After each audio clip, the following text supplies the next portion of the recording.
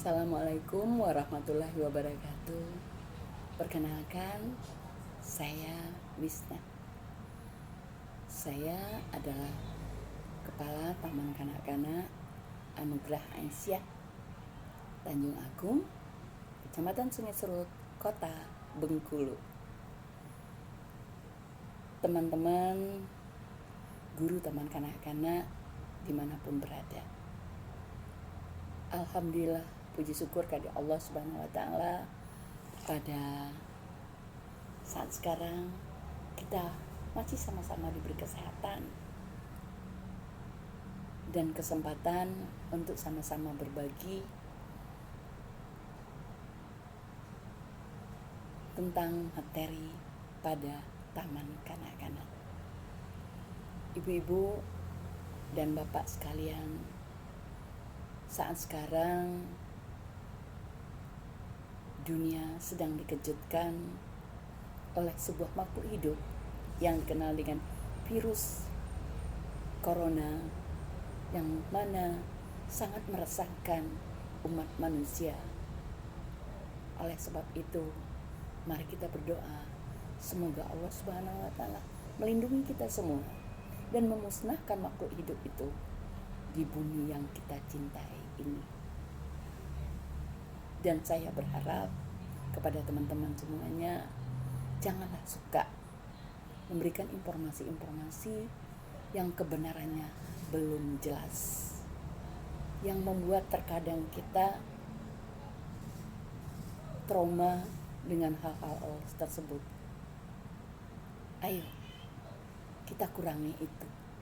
Dan saya yakin dan percaya semua manusia, semua kita semua sudah memahami tentang virus tersebut. Mari jaga kesehatan kita semua, karena kesehatan itu sangat mahal. Kita tidak boleh larut dengan sebuah makhluk hidup. Saya bilang itu adalah makhluk hina yang sangat menjijikkan, supaya jauh dari kita semuanya. Ayo kita bangkit. Izinkan saya akan menyampaikan sebuah materi yang berjudul hubungan pendekatan saintifik dengan model-model pembelajaran di Taman Kanak-kanak. Ibu-ibu sekalian, saat meluncurnya kurikulum 2013 khusus untuk PAUD, kita dikejutkan dengan istilah saintifik.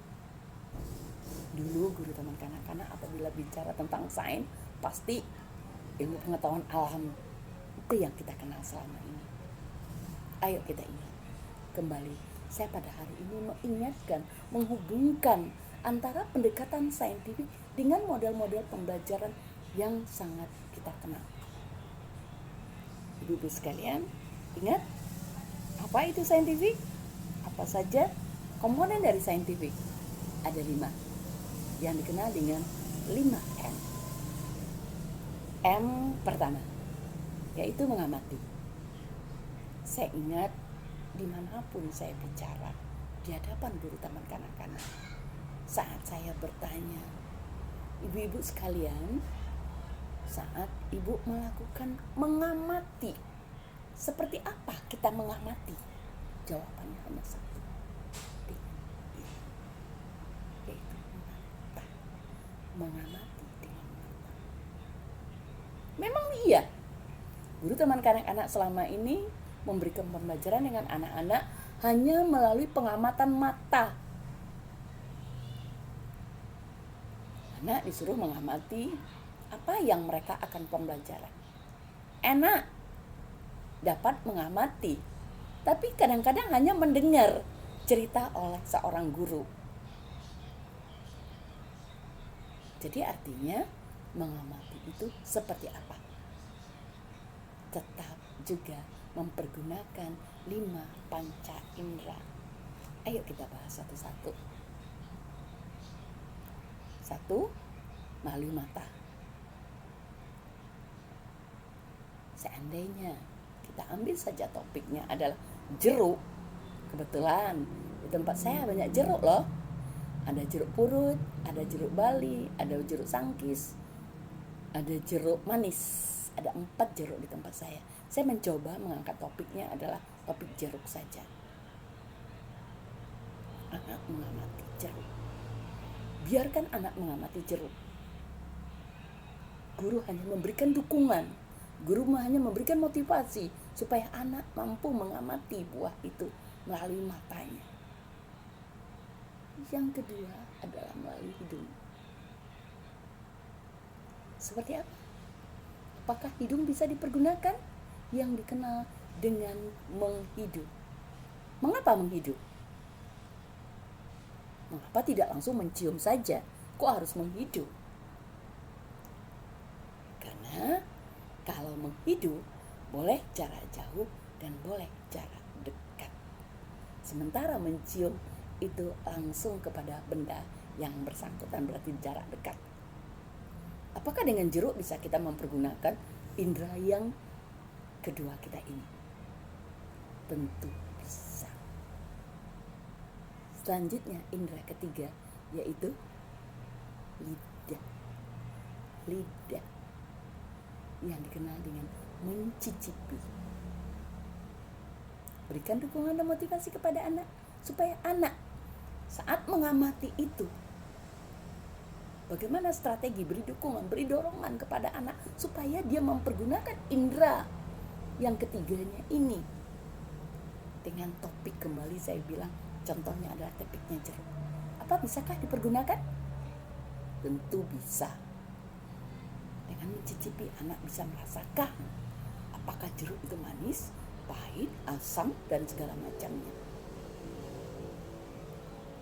Selanjutnya adalah telinga. Ayo, dengan jeruk, mampukah kita mempergunakan telinga untuk sebuah topik jeruk? Saya rasa tidak. Bisa dipergunakan kalau nyanyi jeruk yang kita kenalkan dengan anak, pasti mempergunakan telinga. Selanjutnya yang terakhir adalah kulit, yaitu meraba.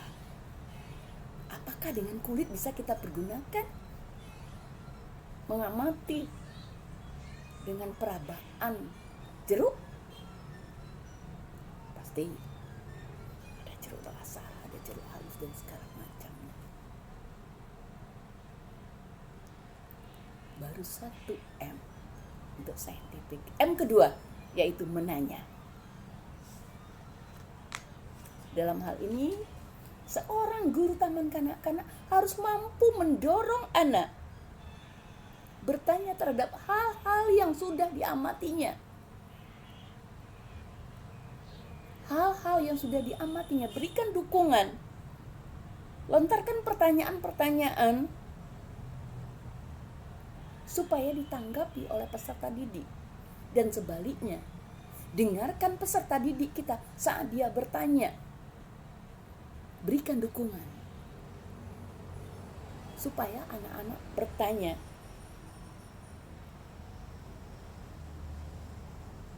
Kemudian ada beberapa aspek tipe dalam hal bertanya yang dikenal sekarang dengan HOTS, lot HOTS. Untuk teman kanak-kanak, kita tidak bisa langsung ke HOT, ke C4. Kita harus mulai dari C1. Dari lot, baru ke HOT. Apa itu? Lot, yaitu C1, C2, C3. HOT, C4, C5, C6. C1, yaitu adalah mengingat. Berikan pertanyaan-pertanyaan yang membuat anak mengulangi kembali apa yang sudah diamati oleh peserta didik kita.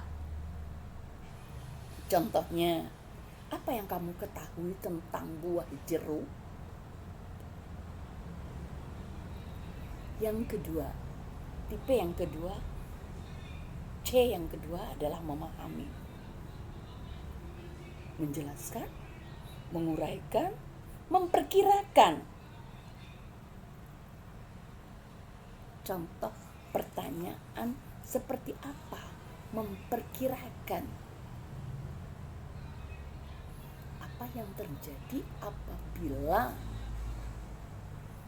jeruk nipis, seandainya kita punya jeruk nipis, apabila jeruk nipis langsung dikonsumsi tanpa diberi gula. Oleh sebab itu, berikanlah pertanyaan-pertanyaan dengan kalimat terbuka, bukan kalimat tertutup. Contohnya kalimat tutup, gula, jeruk, air jeruk nipis, dikasih gula, rasanya apa ya? Itu adalah kalimat tertutup. Kalau kalimat terbuka, apa yang terjadi apabila air jeruk nipis langsung dikonsumsi? Ya. Tipe selanjutnya yang dikenal dengan C3, masih lot adalah menerapkan. Anak menggunakan pengetahuan barunya, pengetahuan yang baru didapat saat mengamati dan menanya. Jadi saat dia mengamati itu, apa yang baru mereka dapat?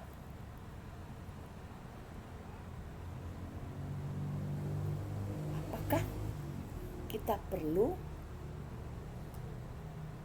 atau apakah air jeruk nipis perlu dikasih gula supaya manis? Atau apakah yang membuat air jeruk menjadi manis? Ya. Selanjutnya, aspek selanjutnya, tipe selanjutnya adalah menganalisa. Di sini anak-anak mulai membandingkan, mengelompokkan, membedakan, membangun, mengatasi masalah. Seperti apa kalau kita bicara tentang jeruk kembali? Seperti apa membangun mengatasi masalah? Seperti apa dia membangun mengatasi masalah? Seperti apa kalimat yang kita ajukan kepada anak supaya dia dapat membangun mengatasi masalahnya?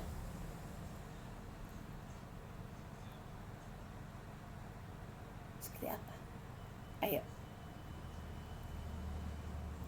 Supaya jeruk ini bisa dimakan, seharusnya diapakan ya? Seperti itu. Gak usah kalimat-kalimat yang baku, cukup kalimat untuk pendidikan seumur anak kita. Anak kita adalah bahasanya adalah bahasa gak baku, bahasa sehari-hari. Gak usah bahasa Indonesia yang baku, gak harus. Karena tingkat pendidikan anak kita adalah dengan bahasa ibunya. Selanjutnya ada dengan dikenal dengan C5, yaitu mengevaluasi, mengkritisi, menilai pertanyaan, memutuskan untuk menolak atau menyetujui sesuatu. Ibu guru boleh menolak dan ibu guru boleh menyetujui. Sebaliknya juga begitu.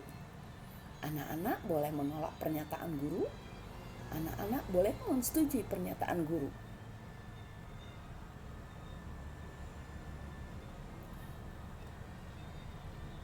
Kembali kepada jeruk tadi. Seandainya jeruk ini tidak disimpan dengan baik, apa yang terjadi? Salah satu contoh, saya rasa yakin ibu-ibu guru taman kanak-kanak adalah orang-orang hebat, orang-orang yang sangat dikenal. Guru-guru TK itu adalah orang-orang hebat, orang-orang yang bisa, kalau istilah kami, saya bilang itu Abu Nawas kali ya, cocok, suka sekali dengan bahasa-bahasa jitunya. Yang keenam adalah menciptakan. merangsang anak-anak untuk bisa berbuat.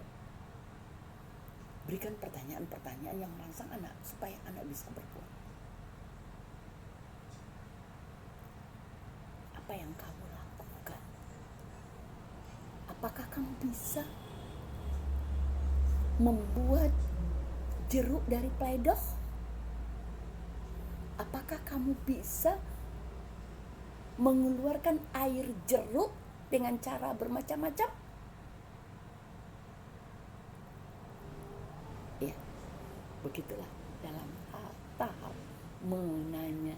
Jadi baru 2. Yang ketiga, M ketiga adalah mengumpulkan informasi. Guru taman kanak-kanak harus jeli, cepat tanggap, memberikan dukungan, memotivasi anak agar anak mampu mengumpulkan informasi-informasi yang didapat saat anak mengamati dan menanyakan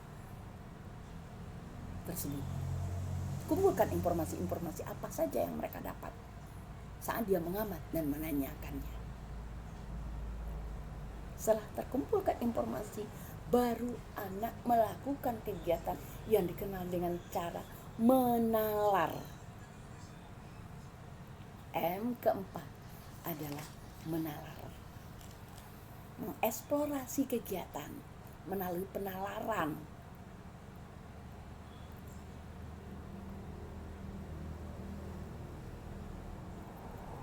Yang kelima adalah mengkomunikasikan. Selama ini, karena saya adalah mantan guru taman kanak-kanak dan tahu persis seperti apa kerjanya guru taman kanak-kanak. Tetapi tidak yang mendengarkan saat sekarang, saya yakin itu adalah guru TK lama saya kali. Saat memberi tugas dengan anak-anak, saya bilang, ayo, cepat selesaikan. Yang sudah selesai, nanti istirahat. Ibu kasih cepat, siapa yang selesai? Ayo segera istirahat, bermain di luar. Semua anak berlari-lari mengumpulkan, kegiatannya selesai, gak selesai, pokoknya dikumpulkan. Udah pergi. Apakah anak ingat apa yang mereka sudah lakukan?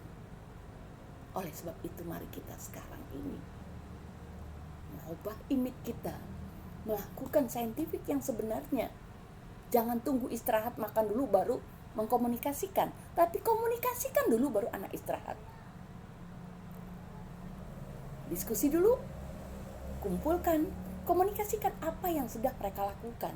Kalau perlu, dia sendiri yang menilai hasil karyanya. Tanyakan perasaan hatinya saat dia bertanya. Sampaikan seperti apa hatinya. Apakah dia kesal? Apakah dia gundah? Apakah dia senang tentang pembelajaran yang sudah diberikan oleh gurunya? Itulah tahapan-tahapan saintifik. Sekarang kita bicara tentang model pembelajaran. Saya yakin dan percaya ibu-ibu semuanya, ibu-ibu yang bahagia, ibu-ibu yang saya sayangi, ibu-ibu yang saya hormati, selama ini apa yang kita lakukan? Saya mau tanya sama ibu, Bu Guru, ayo, siapa yang pakai sentra? Area sentra? Saya, Bu. Siapa yang pakai area? Saya, Bu. Siapa yang pakai kelompok? Saya, Bu. Siapa yang pakai sudut? Saya, Bu. Semuanya mempergunakan model pembelajaran itu. Tetapi sampai di rumah saya bertanya. Saya lihat kembali buku yang saya baca, dari buku pedoman pembelajaran, buku pedoman kurikulum yang judulnya Pedoman Pengelolaan Kelas. Kok isinya model, sementara di sana adalah pengelolaan kelas. Jelas di sana adalah pengelolaan kelas. Tetapi kok isinya model pembelajaran? Pengelolaan berarti pengaturan kelas. Tempat. Bagaimana tempat itu kita atur sesuai dengan pembelajaran yang akan kita berikan. Oleh sebab itu, mari kita rubah sudut pandang kita. Saya pernah minta ke Mbah Google, karena sekarang ini kan sangat canggih, nggak perlu beli buku, minta aja sama Mbah Google. Mbah, tolong kirimin saya model-model pembelajaran. Yang muncul, apa yang muncul? 1. Discovery learning. 2. Problem basic learning. 3. Project basic learning. 4. Inquiry. 5, 6, 7 dan bla bla bla blanya. Tetapi setelah saya membaca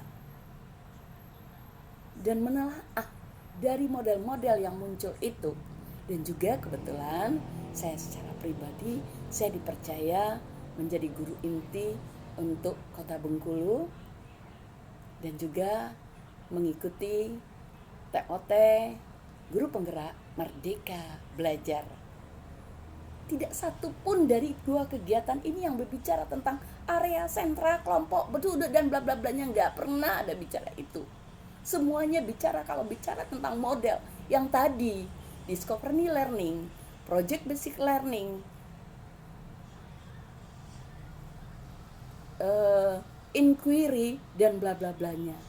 Tapi setelah saya pelajari yang mana cocok untuk tingkat umur 4-6 tahun yang dikenal dengan taman kanak-kanak, ini yang mana cocok? Ternyata saya cuma memilih 2. Yang pertama adalah discovery learning, yang kedua adalah inquiry learning. Ayo kita sama-sama bicara apa hubungannya dengan pendekatan pembelajaran yang sudah kita bicarakan di depan tadi. Pertama, seperti apa langkah-langkah discovery learning? Pertama adalah stimulasi atau pemberian rangsangan. Saya yakin saat kita memberikan rangsangan kepada anak saat mulai belajar, tahap pertama kali sintak yang dikenal dengan langkah-langkah dengan model pembelajaran discovery learning. Situ sintaknya atau langkah yang pertama adalah stimulasi atau pemberian rangsangan kepada peserta didik. Ibu dan Bapak sekalian, saat kita memberikan rangsangan kepada peserta didik kita, tentu tidak lupa melalui pengamatan. Pasti melalui pengamatan. Itu sudah pasti. Melalui pengamatan. Berarti pendekatannya adalah pendekatan saintifik. Itu hubungannya. Apa hubungannya antara model dengan pendekatan pembelajaran? Yang kedua, langkah yang kedua adalah pernyataan atau identifikasi masalah. Pernyataan atau identifikasi masalah. Berarti peserta didik diberikan atau diberi kesempatan kepada peserta didik untuk mengidentifikasi terhadap permasalahan yang mereka dapat saat mengamati. Saat dia mengamati, dia mengidentifikasi, mengelompokkan permasalahan-permasalahan apa yang mereka amati tadi. Timbul pernyataan. Kalau udah ada pernyataan, tentu ada pertanyaan. Jelaskan? Tahap di saintifik ada tahapan yang dikarenakan dengan menanya. Ya. Selanjutnya, sintak ketiga yaitu mengumpulkan data.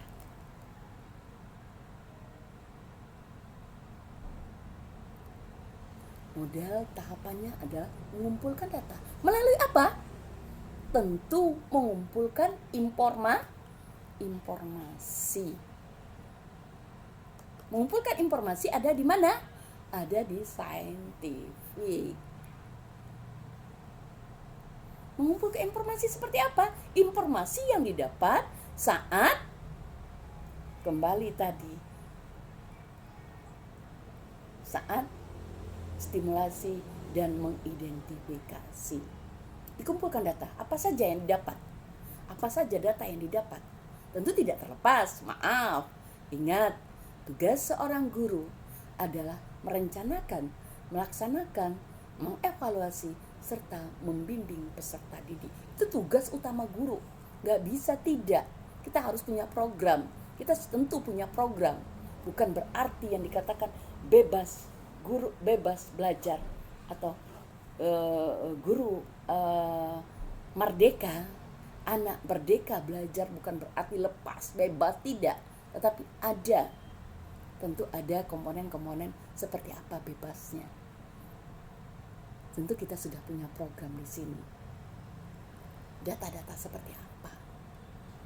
Tugas kita adalah memberikan motivasi kepada anak-anak sesuai dengan program yang kita sudah rancang. Ingat, sesuai dengan program-program yang kita sudah rancang.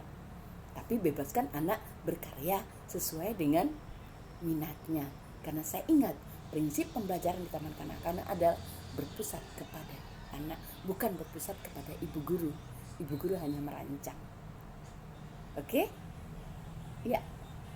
Setelah dikumpul, ada tahapan selanjutnya, yaitu pengolahan data.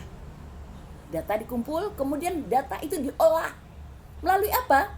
Tentu melalui penalaran atau mengeksplorasi, melakukan kegiatan. Jadi anak melakukan, mengolah data-data yang mereka dapat. Saya ingat salah seorang pengawas SMK datang kepada kita menanyakan tentang apakah di taman kanak-kanak sudah hot, Bu Wis. Saya lihatkan program kita. Ternyata dia, waduh hebat. Ternyata di taman kanak-kanak juga sudah hot. Iya, kita sudah. Tetapi sesuaikan dengan karakteristik di taman kanak-kanak. Selanjutnya, tahapan selanjutnya adalah pembuktian. Setelah dia selesai melaksanakan kegiatan, dibuktikan apakah dia mampu, sejauh mana kemampuan anak untuk melakukan atau mengolah data yang ada. Dibuktikan, dilihatkan seperti apa yang dilakukannya. Selanjutnya adalah menyimpulkan. Menyimpulkan, ingat, harus melalui mengkomunikasikan. Dalam saat menyimpulkan, apa yang kita lakukan adalah mengkomunikasikan. Mengkomunikasikan dengan anak apa yang sudah mereka lakukan. Oleh sebab itu kuncinya berarti model pembelajaran sangat dekat hubungannya dengan pendekatan pembelajaran. Model yang kedua yaitu inquiry learning. Ibu-ibu yang saya hormati, dari beberapa model, sekali lagi saya bilang, saya hanya mengambil 2 model saja. Saya rasa ini yang sangat cukup bagi anak-anak. Langkah-langkah atau sintak-sintaknya, pertama adalah mencari masalah, mencari isu, tetap melalui pengamatan, mendiskusikan bersama-sama anak, harus melalui proses menanya, ajak anak untuk mencari masalah, biarkan anak, berikan kebebasan kepada anak untuk mencarikan permasalahan. Tidak harus tuntas hari itu, Bu. Bisa saja mencari masalah ini bisa kita lakukan dalam 1 hari. Saya pernah diajak ke salah satu sekolah luar negeri di Bogor, yaitu sekolah Bogor Raya. Di situ adalah sekolah luar negeri. Kami nanya, kok kegiatannya seperti ini ya? Oh ya Bu, kita inquiry learning. Karena apa? Kita sudah tahapan yang ketiga.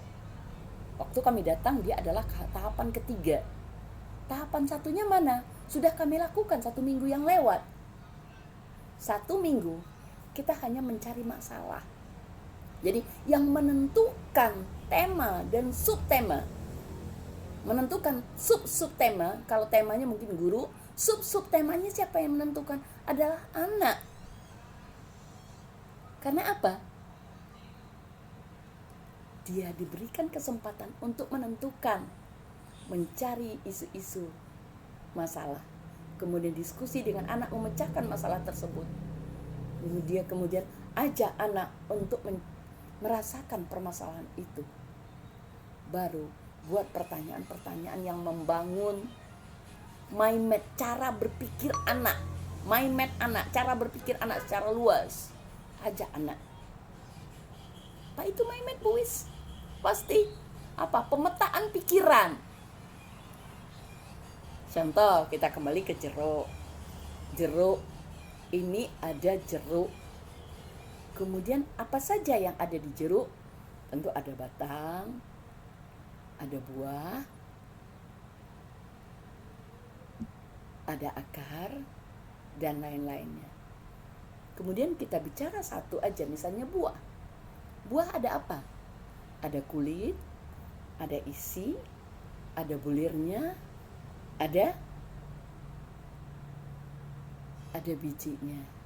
Kemudian kita bicara tentang batang. Di batangnya tentu ada batang, ada rantingnya, ada daunnya, dan lain-lain. Seperti itu yang dikatakan mindmap anak. Ajak anak, berikan pertanyaan-pertanyaan yang mengacu kepada mindmap anak. Selanjutnya yang kedua adalah eksplorasi. Tahapan keduanya adalah eksplorasi. Ajak anak untuk mengamati masalah yang akan dipecahkan. Bisa saja mengajak anak langsung ke bendanya, atau melalui gambar, bisa saja melalui video. Jadi bukan berarti ya, maaf sekali lagi saya bilang, kalau bukan ke benda langsung itu bukan STEM katanya. Kalau bukan ke benda langsung itu bukan saintifik. Kalau bukan ke benda langsung itu bukan ini dan bla bla bla blanya. Tidak. Bisa melalui video, bisa melalui gambar, bisa melalui hasil karya anak itu sendiri, dan boleh kepada alam nyata atau benda yang sebenarnya. Yang kedua, dalam hal eksplor ini, ajak anak mendiskusikan hasil pengamatan anak itu sendiri. Ajak anak tetap melalui menanya. Jadi eksplorasi ini hubungannya dengan saintifik adalah saat menanya. Kemudian fasilitasi anak-anak berdasarkan hasil diskusinya.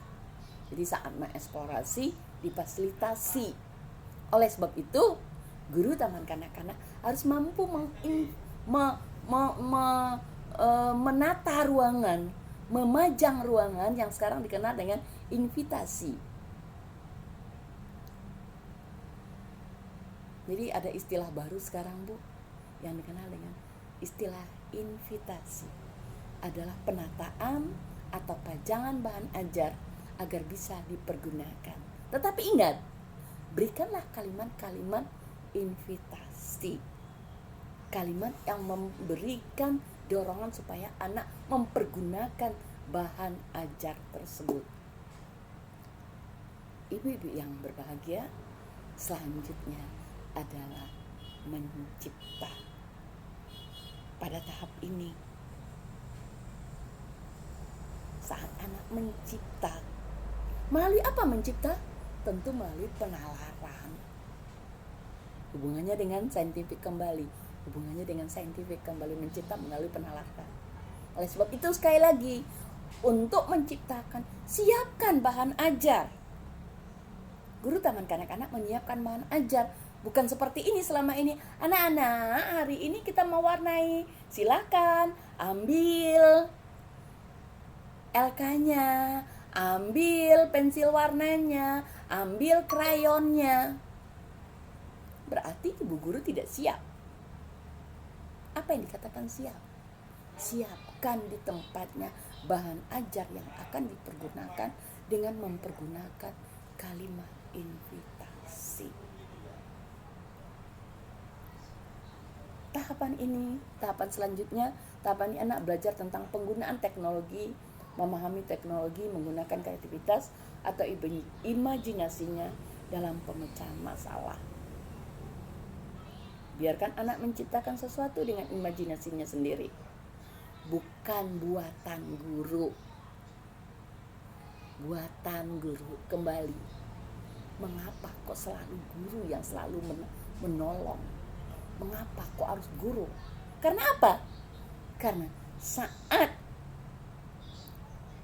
mencari masalah, anak tidak diberi keleluasaan sepuasnya, sehingga anak tidak tahu apa yang akan dia kerjakan. Anak tidak mengamati apa yang akan dia lakukan. Anak tidak diberikan kalimat-kalimat, tidak berikan kalimat-kalimat yang provokasi. Anak tidak diberi motivasi, anak tidak diberi mencari, menggali informasi yang akan mereka lakukan. Karena apa? Biasanya saat mengamati itu hanya dilakukan secara sekilas saja. Sementara itu sangat penting supaya saat dia menciptakan, dia mengeluarkan imajinasinya sendiri. Teman-teman yang baik, mari kita jaga image kita sekarang. Mari kita berubah sekarang. Selanjutnya adalah refleksi. Refleksi melalui mengkomunikasikan. Diskusikan apa yang mereka sudah lakukan.